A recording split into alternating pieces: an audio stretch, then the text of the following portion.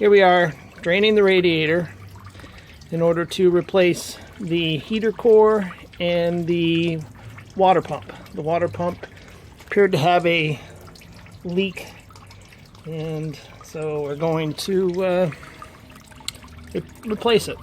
Want new ones on order for both heater core and the water pump.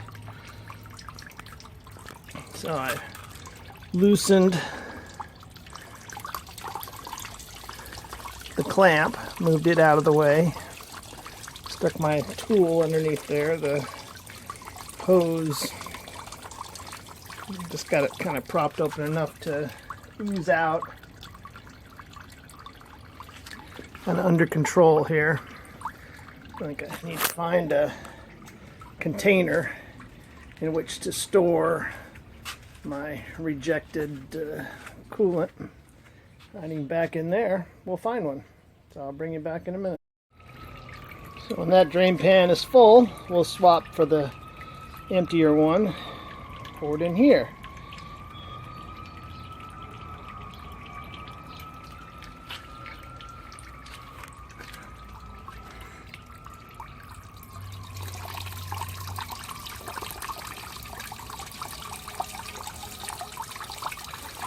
Now if I were just to pull this hose off, it would just gush all over, and I'm sure I would exceed the capacity of this drain pan, and the coolant would just be all over the driveway and the garage floor. So we'll just be patient and do it a bit at a time.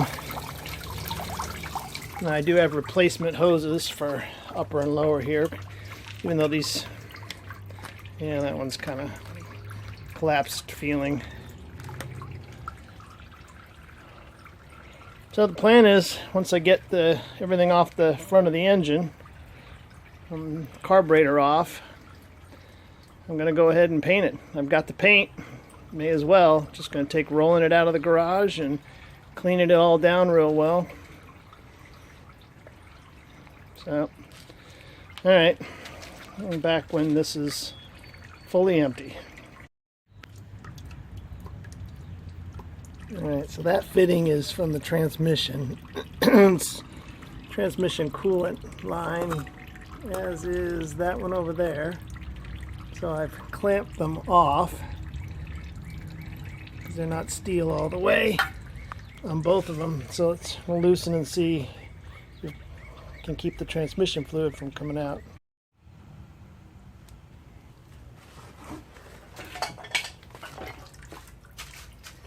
Alright, so I have the radiator carefully balanced on jack stands because I had removed the radiator support for painting.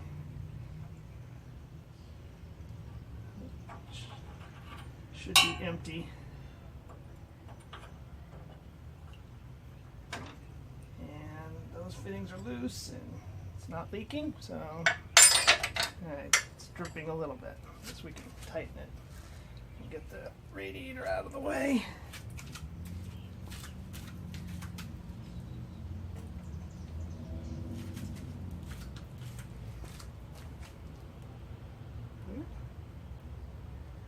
Very little dripping. Okay, so we'll leave those clamped. Take the hoses off, disassemble the front, and it's leaking a little bit more.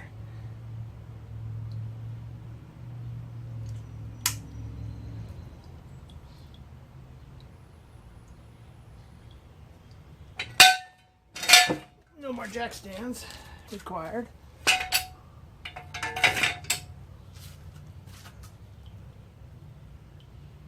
Try to find something to plug that with.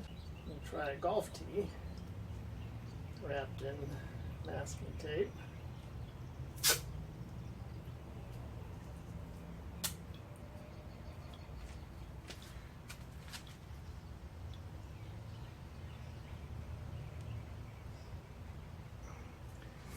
It is corked.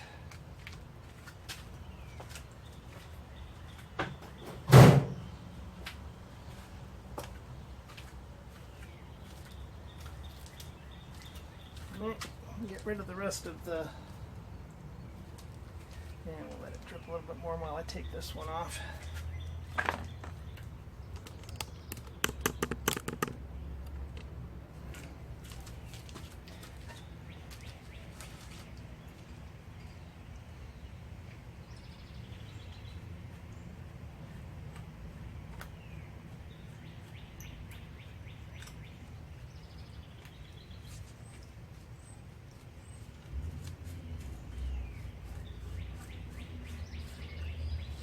All right.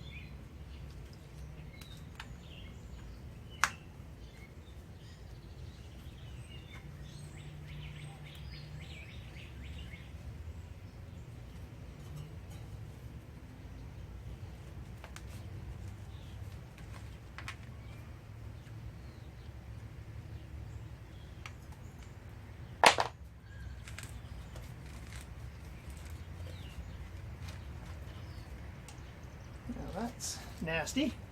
Still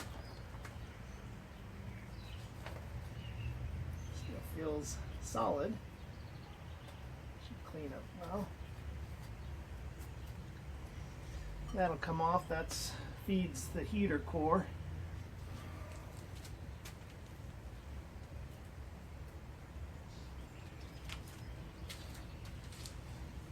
All right, pause and then do some cleanup and then come back.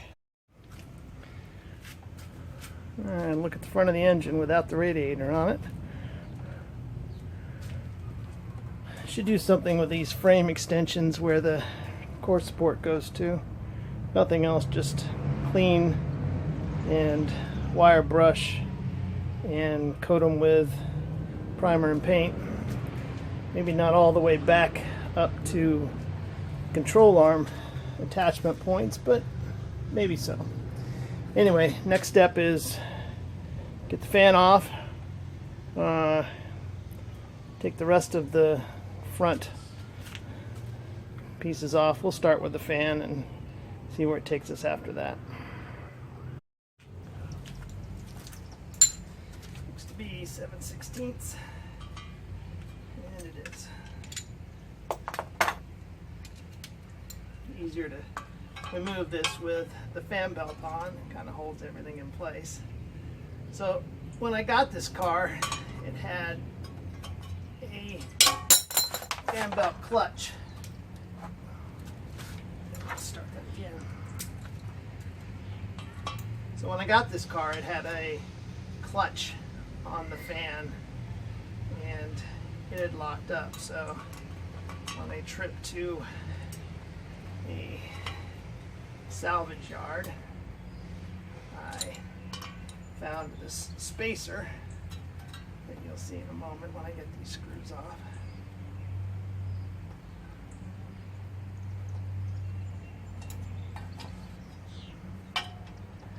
And so we've bypassed the clutch, and then the fan runs all the time. Someday I might invest in a new clutch or find a good used one. I don't know how feasible that is.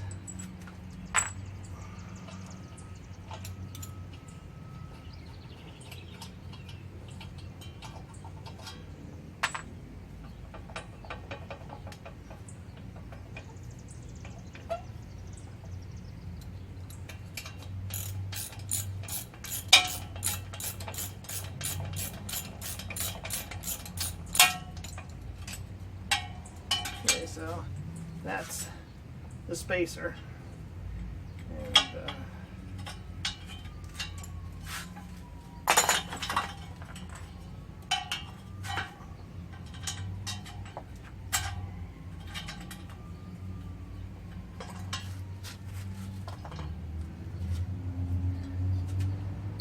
got a pulley wheel. It's got two grooves in it, one for the generator power steering, and then the other one would be the belt that comes up and drove the air conditioning compressor. So that, for the most part, exposes the front of the water pump. Continuing on with its removal. So really this is the water pump on the front. The timing chain cover forms the rest of the water pump housing.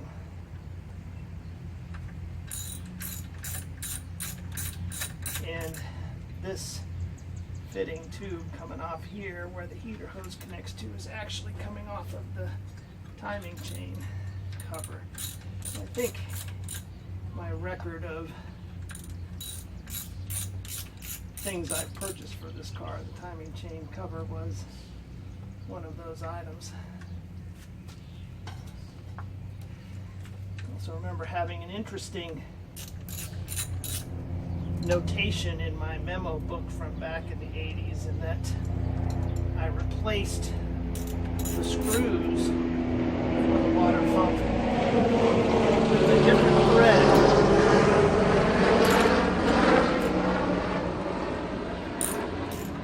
Not sure what that was all about, but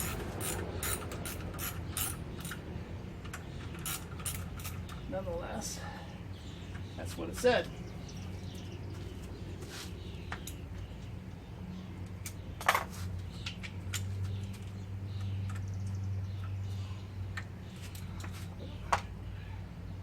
That was a half I had grabbed, not a 7/16. Either way.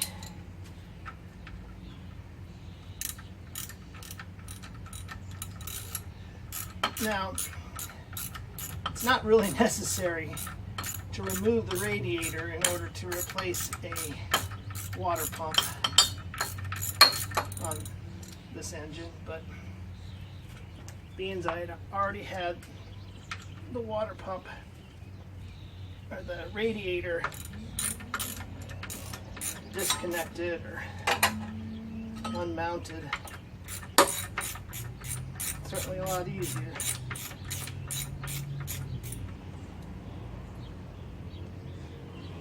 I think the last video I made, my nose was running.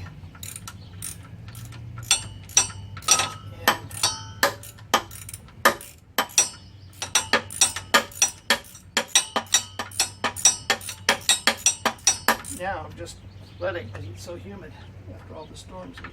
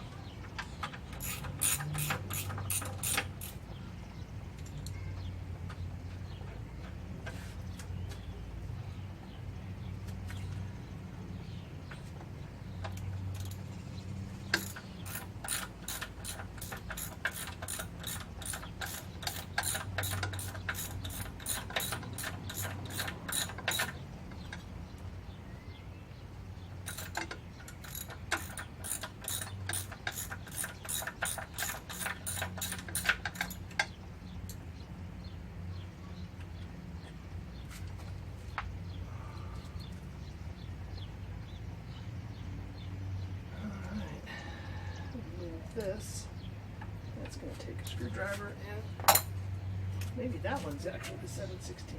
Feels like it.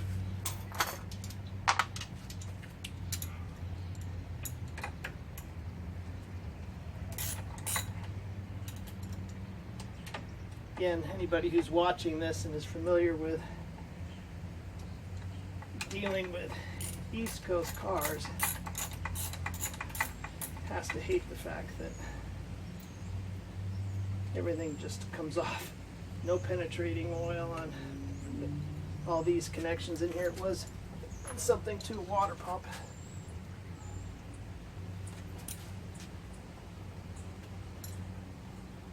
Okay, so that's loose. That should come off.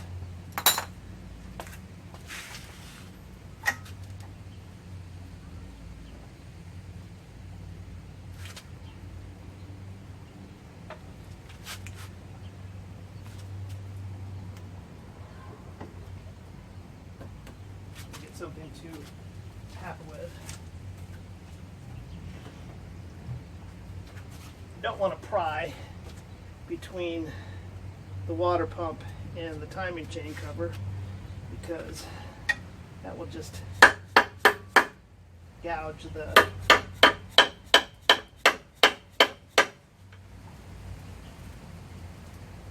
surface that the gasket has to seal. Maybe I'll try a putty knife.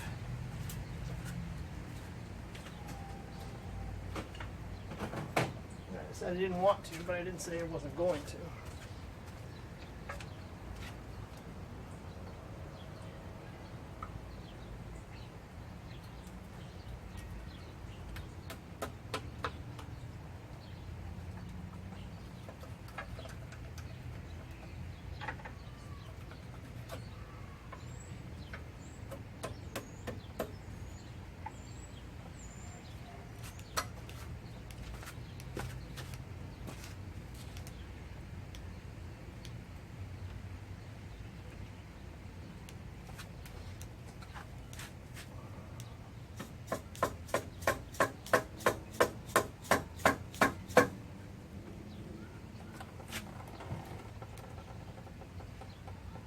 Some things can be loose.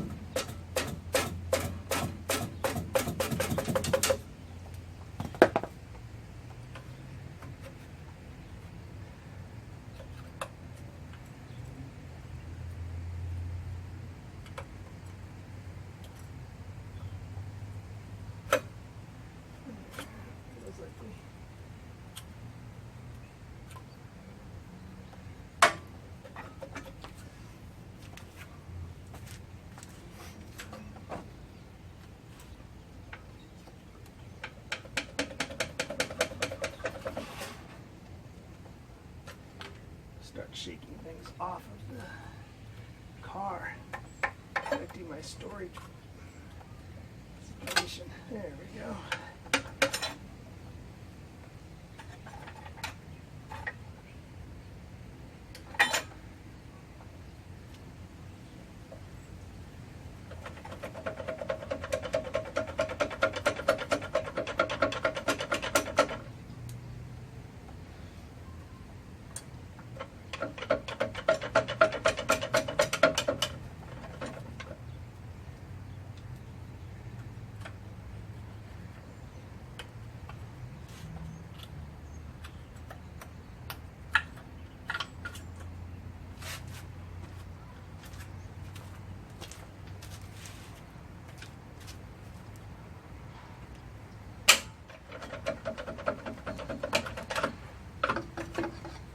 Okay, so pretty nasty there. I had seen leaking fluid from around there, and that's when it starts to go. That's typically where the seal fails.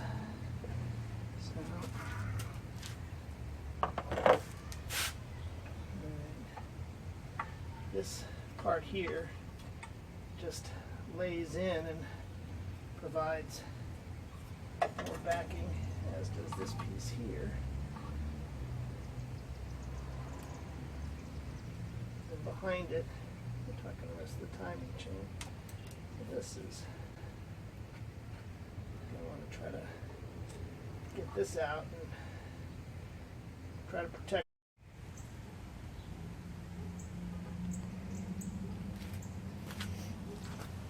Alright, it's loose. And it does come out.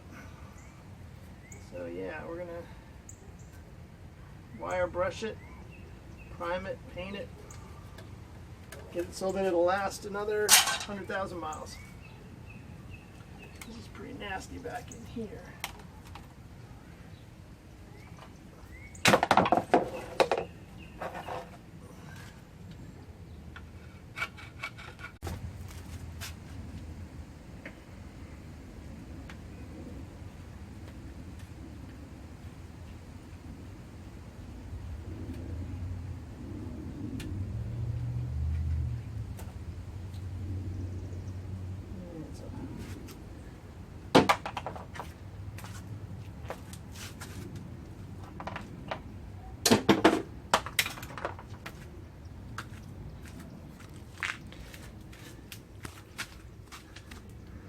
So we've got some of this tube rotting away. Now this timing chain cover is aluminum, but I still would imagine that once it's all cleaned up, it wouldn't hurt to coat it with something, keep any more corrosion. But I'm pretty sure I remember that being somewhat corroded away before anyway. So, all right, at this point we'll remove the alternator and the power steering, kind of tuck it out of the way, but get it removed from the front of the engine, all in preparation for cleaning and painting. On the back of the alternator is the main power. It's the main power connection, and then also the voltage regulator connection. And so I'm going to remove those before I remove the rest of it.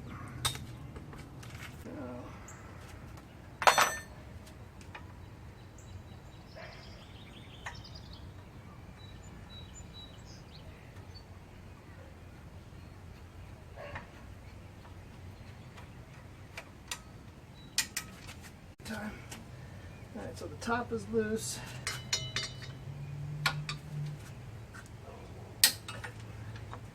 And this is the only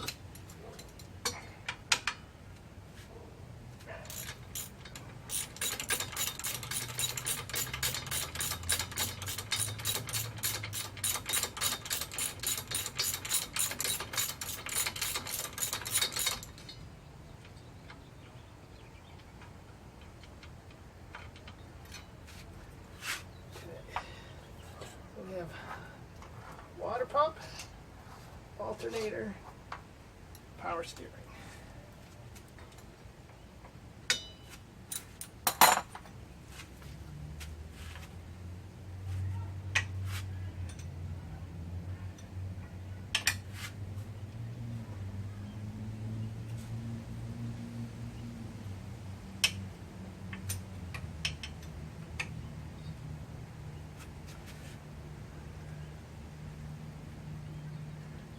Sure, okay, these two come loose, something rolls out of the way. It's all very strange.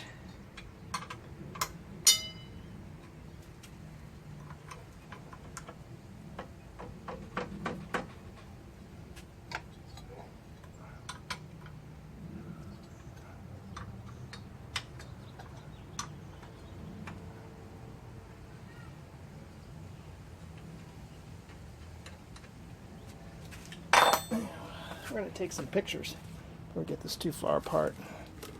So I'm pausing while I shoot some photos.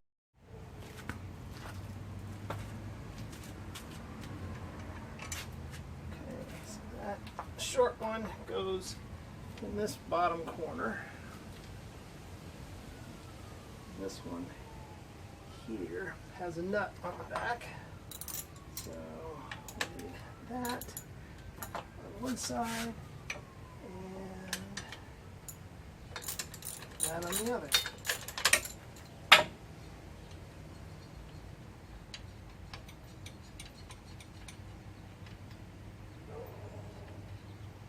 The washer was against the side with the nut on it, which makes sense. So let's see, we've got 3 things loose. And look at that. What else is holding this on? And so there's one more big bolt from the back side.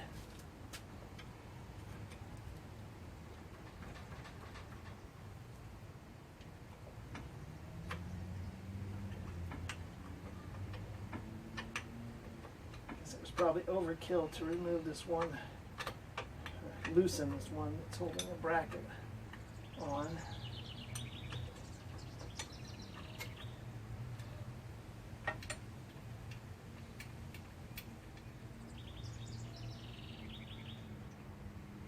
And so this one actually is a nut onto a stud that's coming off of the back side of the water pump. This we decided was went here. So this is alternator and alternator. Okay.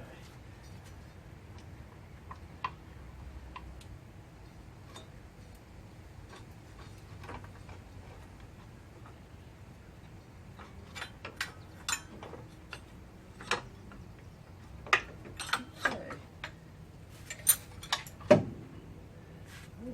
Appears to sit there quite nicely. So with that out, we can then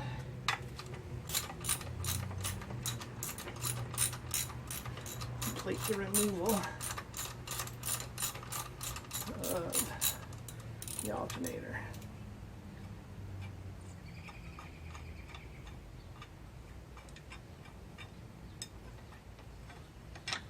That's this long one.